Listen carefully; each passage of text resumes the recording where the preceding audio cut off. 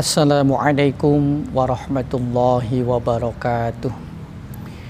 Bismillahirrahmanirrahim. Wassalatu wassalamu ala Rasulillah sallallahu alaihi wasallam. Amma ba'du. Anak-anak Bapak yang Bapak sayangi dan Bapak banggakan, calon pemimpin masa depan yang soleh dan solihah.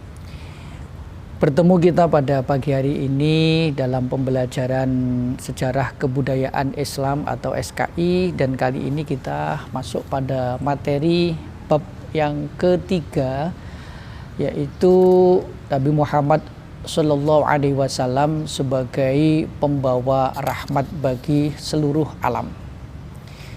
Nabi Muhammad sebagai pembawa rahmat bagi seluruh alam. Untuk itu anak-anak supaya menyimak video yang Bapak sampaikan pada pagi hari ini, dan materi ini akan kita bagi menjadi dua karena saking banyaknya. Yang pertama, kita akan membahas tentang kepribadian Rasulullah Sallallahu Alaihi Wasallam sebagai pembawa rahmat bagi seluruh alam. Kemudian nanti kita akan lanjutkan dengan kepedulian Nabi Muhammad terhadap sesama manusia. Nah, pada bagian yang kedua nanti kita akan bahas tentang kepedulian Nabi Muhammad Sallallahu Alaihi Wasallam terhadap alam semesta. Yang pertama, bahwasanya Rasulullah Sallallahu Alaihi Wasallam itu adalah seorang nabi yang diutus oleh Allah Subhanahu Wa Taala tidak hanya untuk kalangan kaum kafir Quraisy, tidak hanya untuk masyarakat Quraisy, tapi beliau diutus oleh Allah untuk menyeru kepada seluruh umat manusia agar menerima ajaran-ajaran kebenaran yang datang dari Allah Subhanahu Wa Taala. Nabi Muhammad merupakan rahmat bagi semesta alam, karena benar-benar kedatangan kehadiran Nabi Muhammad ini membawa keselamatan bagi umat manusia dari zaman kebodohan. Kemudian berkat dakwah Rasulullah kita dibawa menuju ke alam terang benderang, yakni agama Islam yang penuh dengan kebenaran dan menunjukkan kita menuju kepada jalan yang benar yang akan menghantarkan kita menuju kepada kebahagiaan hidup baik dunia maupun di akhirat nanti. Sehingga Allah Subhanahu Wa Taala berfirman di dalam surah Al-Anbiya, surah ke-21 dalam Al-Quran ayat 107, Bismillahirrahmanirrahim, wa ma arsalnaka illa rahmatan lil alamin. Dan aku, kata Allah, tidak mengutusmu wahai Muhammad kecuali membawa rahmat bagi seluruh alam. Kehadiran Nabi Muhammad benar-benar membawa rahmat bagi alam semesta ini. Sehingga dengan hadirnya Rasulullah di muka bumi ini diangkat oleh Allah sebagai Nabi dan Rasul, menyelamatkan tidak hanya kaum manusia, tapi bangsa-bangsa lain termasuk bangsa jin, binatang, dan lain sebagainya diselamatkan dari kesesatan oleh baginda Rasulullah Sallallahu Alaihi Wasallam. Dan Nabi Muhammad sebagai nabi yang benar-benar memberikan manfaat kepada seluruh alam, sehingga Rasulullah memerintahkan kepada kita sekalian manusia untuk menebar manfaat, karena Rasulullah bersabda dalam hadisnya, khairukum anfa'ukum linnas, sebaik-baik kalian adalah orang-orang yang memberikan manfaat untuk orang lain. Jadi ketika kita bisa memberikan manfaat kepada orang lain, berarti kita telah menjadi orang yang baik. Jadi memberikan manfaat tidak hanya kepada orang-orang di sekitar kita, tapi di lingkungan kita juga kita harus menebar kebaikan-kebaikan.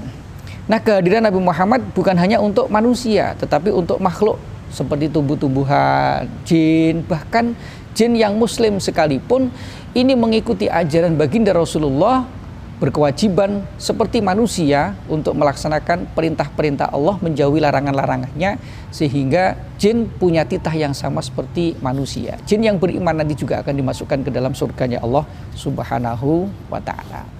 Nah, kemudian Nabi Muhammad merupakan orang yang pertama kali melaksanakan apa yang diperintahkan. Jadi ketika Nabi Muhammad menyuruh orang lain untuk melakukan sesuatu, beliau orang pertama yang melakukan itu. Nabi memerintahkan umatnya untuk sedekah, Nabi sedekah lebih dulu.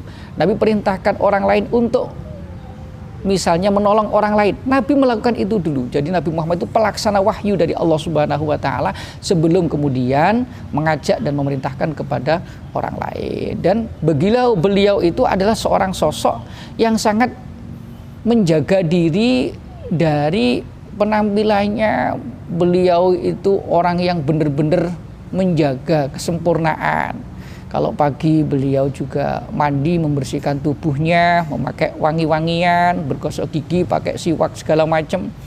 Kemudian ketika beliau itu menyampaikan kebenaran, beliau sampaikan dengan bahasa yang fasih agar mudah diterima oleh kalangan masyarakat yang didakwahinya, sehingga beliau itu senantiasa menebarkan manfaat, ucapannya santun, tutur katanya itu lembut, perilakunya itu sopan, tidak pernah menyinggung orang lain, menyakiti orang lain baik secara fisik maupun secara ucapan, tidak pernah menyinggung dan menyakiti hati orang lain. Kemudian Nabi Muhammad itu sangat peduli kepada sesama manusia. Itu bagian yang pertama tadi, tentang kepribadian Rasulullah sebagai rahmat bagi seluruh alam. Nah sekarang kepedulian Nabi Muhammad kepada sesama manusia. Nabi Muhammad itu tidak pernah merasa dirinya paling hebat, walaupun beliau itu orang nomor wahid, nomor satu, orang paling hebat dunia akhirat. Tapi beliau tidak pernah merasa dirinya itu paling hebat. Beliau itu sosok yang sangat sederhana. Beliau itu tidak segan berkumpul bersama dengan golongan orang-orang yang lemah, golongan para pebudak, pembantu dan segala macam. Tidak pernah menganggap dirinya itu paling hebat. Padahal beliau itu orang terhebat dunia akhirat. Dan beliau itu sangat peduli kepada orang lain. Ketika bergaul kepada orang lain, beliau itu sangat-sangat menjaga tentang etika pergaulan sehingga tidak pernah menyakiti ataupun menyinggung perasaan orang lain. Dan Nabi Muhammad itu gemar memberikan bantuan, terutama kepada orang-orang yang benar-benar membutuhkan bantuan. Tidak senang Nabi Muhammad itu kepada orang-orang yang menimbun harta kekayaan, sementara orang-orang di sekitarnya sangat membutuhkan bantuannya. Sehingga sampai Rasulullah mengatakan tidak dikatakan seseorang itu muslim, orang yang mengaku dirinya Islam, ketika dia tidur dalam keadaan kenyang, sementara tetangganya tidak bisa tidur karena kelaparan. Jadi peduli kepada sesama luar biasa. Nabi Muhammad merupakan pemimpin yang mau bekerja keras. Ketika memperbaiki Ka'bah misalnya, beliau ikut kerja, tidak hanya main suruh, tapi bekerja. Ketika sedang membuat parit dalam perang Khandaq itu, beliau ikut bekerja, ikut dalam hal masalah pekerjaan. Jadi tidak hanya sekedar menyuruh, tapi beliau itu juga merupakan pemimpin yang mau bekerja bersama dengan yang lain. Nabi Muhammad membantu orang lain yang membutuhkan, mendatangi undangan, menjenguk orang yang sedang sakit, memberikan pertolongan kepada siapa saja yang membutuhkan. Tidak pandang bulu, tidak pandang apakah itu orang terhormat atau orang bawah biasa, tapi tetap kalau memang dia membutuhkan bantuan, Nabi akan senantiasa membantunya. Jadi dalam hal bagian ini begitu besar perhatian Nabi Muhammad kepada orang lain, sehingga bisa disimak dalam beberapa peristiwa, terutama perhatian kepada anak-anak. Sehingga sahabat Anas bin Malik yang merupakan pembantu Rasulullah, orang yang 10 tahun bersama dengan Rasulullah, beliau bisa menceritakan tentang bagaimana sikap Nabi Muhammad terhadap anak-anak kecil. Ternyata Nabi Muhammad sangat menyayangi anak-anak kecil. Satu ketika Nabi Muhammad pernah memerintahkan kepada putrinya Fatimah Az-Zahra untuk memanggil kedua cucunya, Sayyid Hasan dan Sayyid Husain, itu cucu Rasulullah, dipanggil. Setelah dipanggil, kemudian duduk bersama dengan Sayyid Hasan dan Sayyid Husain, Rasulullah memeluk keduanya. Setelah dipeluk, diciumnya dengan penuh kasih sayang. Kasih sayang seorang kakek kepada cucu-cucunya. Ini luar biasa penyayangnya terhadap anak-anak kecil. Bahkan satu ketika Nabi Muhammad pernah ketika sedang berjalan di tengah-tengah anak-anak kecil yang sedang bermain, Rasulullah meminta izin, tidak main jalan begitu aja, minta izin kepada mereka untuk jalan. Kemudian diizinkan, sehingga tidak pernah mengganggu mereka yang sedang bermain, yang sedang senang-senang. Satu ketika Rasulullah pernah ketika sedang melaksanakan sholat, kemudian beliau sedang sujud. Pas beliau sujud, cucunya Sayyid Hasan dan Sayyid Husain itu minta gendong. Jadi Nabi ketika sujud, cucunya Sayyid Hasan, Sayyid Husain itu numpang di punggung Rasulullah. Kemudian apa yang baginda Rasulullah lakukan? Rasul memperpanjang sujudnya, dilamakan sujudnya. biar Hasan dan Husain itu puas dulu numpang di atas punggung Rasulullah. Setelah puas kemudian Said Hasan dan Said Husain meninggalkan Rasul, baru kemudian Rasulullah bangkit dari sujudnya untuk duduk. Ini luar biasa, memberikan kesempatan biar Said Hasan dan Said Husain tidak tersinggung. Biar puas dulu, kemudian setelah puas Rasulullah bangkit dari sujudnya. Ini bentuk kasih sayang yang diberikan Rasulullah kepada anak-anak kecil. Bahkan satu ketika ada sahabat Usamah bin Zaid pernah menceritakan bahwa putrinya Usamah ini mempunyai anak kecil yang sedang sakit, mengirimkan pesan utusan kepada Rasulullah yang menyampaikan bahwasanya putrinya atau anaknya putrinya Usamah, bisa dibilang cucunya Usamah sedang sakit. Akhirnya Rasulullah mendatangi, begitu sampai di rumahnya putrinya Usamah ini, Rasulullah menjumpai ada anak kecil yang sedang sakaratul maut, kemudian digendong oleh Rasulullah dengan penuh kasih sayang. Ya Allah, begitu penyayang Rasulullah kepada anak-anak kecil. Nah, itu bukti kasih sayang Rasulullah pada anak-anak. Kemudian sekarang perhatian kepada orang-orang yang lemah. Rasulullah itu dikisahkan oleh sahabat Anas bin Malik yang pernah hidup bersama dengan Rasul selama 10 tahun. Selama 10 tahun Anas bin Malik ini menjadi abdinya Rasulullah, pembantu Rasulullah. Belum pernah sekalipun Anas bin Malik itu dibentak oleh Rasulullah. Jadi nggak pernah membentak. Kalau Anas bin Malik masakannya kurang enak, Nabi nggak pernah mencemooh, nggak pernah menghina, nggak pernah mengejek. Pokoknya Nabi nggak pernah melakukan sesuatu yang menyinggung perasaan orang lain. Ini perhatian kepada orang-orang lemah. Jadi juga senang Rasulullah itu berteman dengan siapa saja, tidak memilih-milih teman yang kelasnya tinggi, pangkatnya tinggi, jabatannya tinggi, tidak. Kepada orang-orang biasa Rasulullah juga tidak segan untuk berteman. Bahkan Rasulullah pernah berjalan bersama dengan golongan budak, orang-orang yang statusnya itu sebagai budak. Kita tahu kalau orang Arab zaman dulu yang namanya budak itu orang-orang yang bisa diperjualbelikan, orang-orang yang disuruh kerja oleh majikannya tapi nggak pernah dapat gaji. Tapi Rasul nggak segan berjalan bersama dengan mereka. Ini akhlak Rasulullah yang luar biasa kepada orang-orang lemah. Bahkan dakwah yang disampaikan oleh Nabi Muhammad SAW harus sampai kepada segenap manusia dari semua lapisan, tidak memandang kasta dan kedudukan. Ini penyayangnya Rasulullah kepada golongan budak.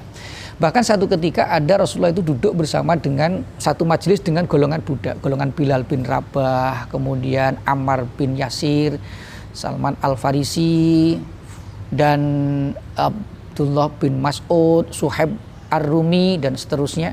Kemudian satu ketika Rasulullah sedang bersama dengan mereka, golongan budak-budak ini, untuk Rasulullah memberikan pengajaran tentang Islam, tentang akhlak dan segala macam, tiba-tiba datang tokoh orang-orang Quraisy. Ada 2 orang Quraisy yang datang, yaitu Al-Arqa bin Habis At-Tamimi dan Uyainah bin Hisn Al-Fazari.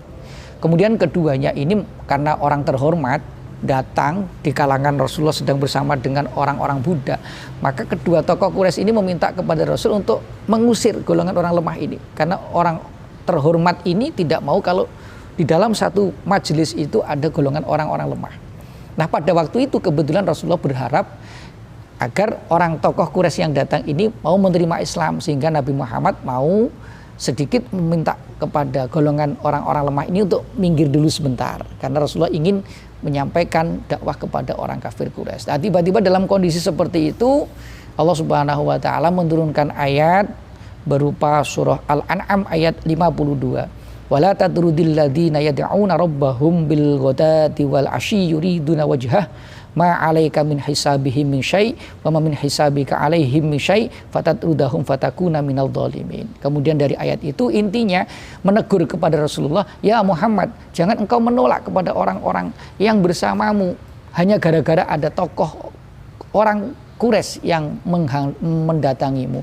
Akhirnya setelah dari ayat itu kemudian Rasulullah menyadari akan hal itu, dan kemudian Rasulullah memanggil kembali golongan orang-orang lemah tadi untuk bersama dengan Rasulullah, dan Rasulullah memerintahkan kepada tokoh kafir Quraisy tadi itu untuk meninggalkan tempat itu, karena pada dasarnya Rasul sedang memberikan pengajaran kepada golongan orang-orang yang lemah. Ini akhlak Rasulullah, penyayang kepada orang-orang lemah.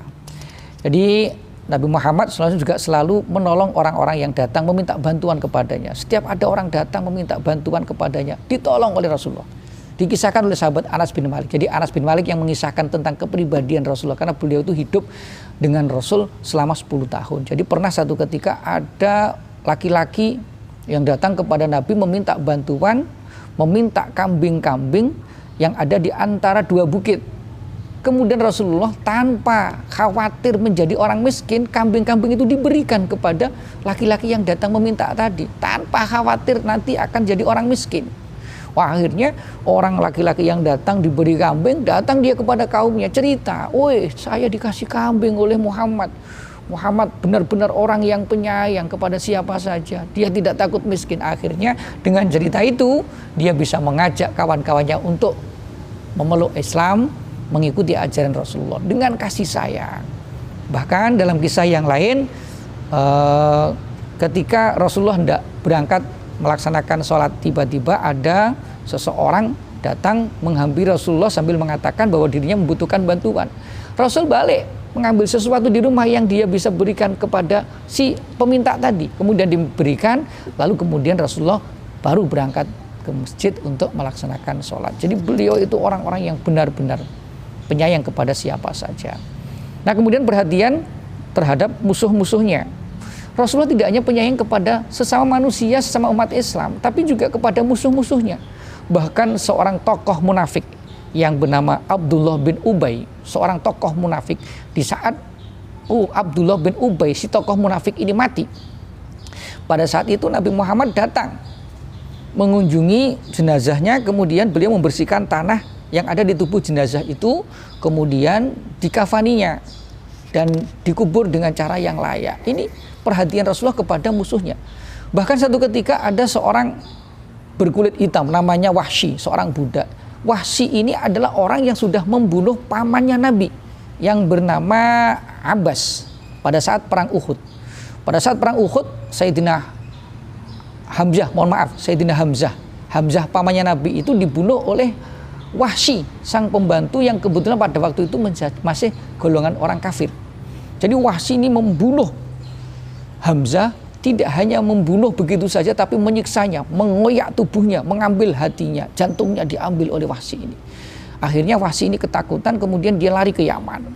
Setelah sampai di Yaman, kemudian ada yang memberitahukan kepada Wahsy agar segera datang kepada Rasulullah untuk meminta maaf dan menyampaikan dirinya akan ikut ajaran Rasulullah. Kemudian Wahsy datang kepada Rasulullah meminta maaf atas apa yang sudah dia lakukan, membunuh pamannya Hamzah dalam perang Uhud itu. Kemudian Rasulullah memaafkan orang yang sudah membunuh pamannya, datang dimaafkan oleh Rasulullah. Kemudian Wahsy memeluk Islam dan Wahsy menjadi pejuang Islam, dan nanti dalam kisahnya Wahsy ini yang berhasil membunuh Musailamah Al-Kadzdzab, seorang yang mengaku menjadi nabi pada masa pemerintahan Abu Bakar As-Siddiq radhiyallahu anhu. Jadi musuh pun dimaafkan, datang kepada Rasulullah minta maaf, dimaafkan Rasulullah. Bahkan Rasulullah pernah juga memberikan maaf kepada Abu Jahal. Jadi Abu Jahal ini ceritanya pura-pura sakit, kemudian Abu Jahal ini meminta agar Rasulullah datang menjumpai Abu Jahal yang sedang sakit untuk menjenguknya. Tapi Abu Jahal sudah membuat jebakan di depan rumahnya. Nah, ketika pada waktu itu ternyata Rasulullah dikasih tahu oleh malaikat Jibril atas izin dari Allah Subhanahu wa taala bahwa situ ada jebakan. Kemudian Nabi tidak jadi melanjutkan masuk dalam perangkap itu. Kemudian Nabi balik ke rumahnya, tapi Abu Jahal yang tidak menyadari akan hal itu, kemudian dia lari mengejar Rasulullah. Dia masuk dalam jebakannya, lubang yang tadi itu. Tapi dalam kondisi seperti itu, pembantu-pembantunya mencoba untuk mengangkat Abu Jahal dari lubang itu, tidak ada yang sanggup. Kemudian Abu Jahal meminta agar Muhammad yang memberikan pertolongan. Dipanggil Nabi Muhammad, datang orang yang akan mencelakainya.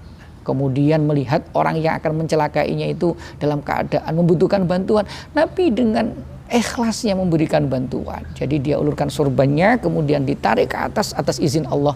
Abu Jahal pun terangkat ke atas. Setelah itu bukan berterima kasih, malah menganggap Abu Jahal ini menganggap bahwa Rasulullah itu mempunyai sihir yang luar biasa. Jadi tapi tetap Nabi Muhammad maafkan akan hal itu. Jadi kasih sayang yang begitu luar biasa yang diberikan Nabi Muhammad kepada anak-anak kecil, kepada sesama, kepada orang-orang lemah, bahkan kepada musuh-musuhnya. Rasulullah juga menebarkan kasih sayang kepada mereka. Dan ini pelajaran yang sangat berarti dalam kehidupan kita. Kita selaku umat Nabi Muhammad SAW, pertama harus menyebarkan kasih sayang kepada siapapun, rahmatan lil alamin, membawa manfaat untuk orang banyak. Kita juga harus memberikan kasih sayang kepada sesama anak-anak kecil, kepada adik-adik kita, menghormati kepada yang lebih tua, apalagi kepada orang tua kita harus menghormatinya, berbakti kepadanya. Baik kepada orang yang pernah menyakiti kita, jangan pernah pelihara dendam dalam diri kita. Maafkan, karena dendam yang ada pada hati kita itu akan membuat hidup kita menjadi sengsara. Jangan pernah simpan dendam dalam hati, akan tapi maafkan kepada siapa saja yang pernah bersalah kepada kita dan meminta maaf kepada kita. Maafkan, bahkan mereka yang tidak meminta maaf sekalipun, maafkan. Karena dengan memaafkan berarti kita telah meniru dan mencontoh uswah daripada baginda Rasulullah SAW. Mudah-mudahan kita semua dijadikan oleh Allah menjadi hamba-hamba Allah yang mampu untuk mencontoh apa yang sudah diteladankan oleh baginda Nabi. Demikian yang dapat Bapak sampaikan dalam video kali ini, dan nanti kita akan lanjut pada bab yang berikutnya. Setelah itu nanti kalian menyimak video ini, membaca buku paketnya, nanti kalian supaya mengerjakan latihan-latihan yang ada pada Google Form yang akan Bapak berikan. Demikian, dan kurang dan lebih saya mohon maaf. Billahi taufiq wal hidayah, waridha wal inayah. Wassalamualaikum warahmatullahi wabarakatuh.